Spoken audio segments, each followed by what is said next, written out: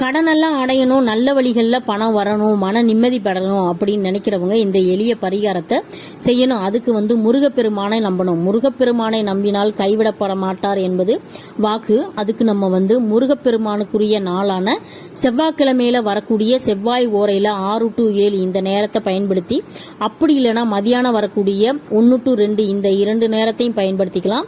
அந்த நேரத்தில் நம்ம முருகப்பெருமான வேண்டி எனக்கு கடன் அடைஞ்சிடும், நல்ல வழி எல்லாம் அடைஞ்சு என் வாழ்க்கை மென்மேலும் உயரணும் அப்படின்னு சொல்லி வேண்டிக்கிட்டு ஒரு சுத்தமான சிகப்பு துணியில ஒரு 11 ரூபாய் காயின், அப்படி இல்லைன்னா 10 ரூபாய், அது மேல 1 ரூபாய் அப்படி வச்சு கூட நீங்க முடிஞ்சு நம்ம வீட்டு பூஜை ரூம்ல முருகர் பாதத்துல வச்சுக்கிறணும். இதை எவ்வளவு நாள் பண்ணணும் அப்படின்னு பாத்தீங்கன்னா 11 வாரங்கள், 11 செவ்வாய்க்கிழமை நம்ம பண்ணிக்கிட்டே வரணும்.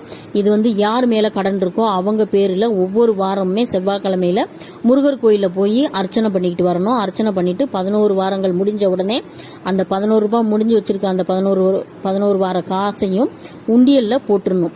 உண்டியல்ல போட்டு நம்ம 90 நாட்கள்ல நம்மளுடைய கடன்லாம் கண்டிப்பா முருகப்பெருமானுடைய அருளால் நம்மளுடைய கடனெல்லாம் அடைந்து நம்ம வாழ்க்கை மென்மேலும் உயர்றத நீங்க கண்கூட பாப்பீங்க.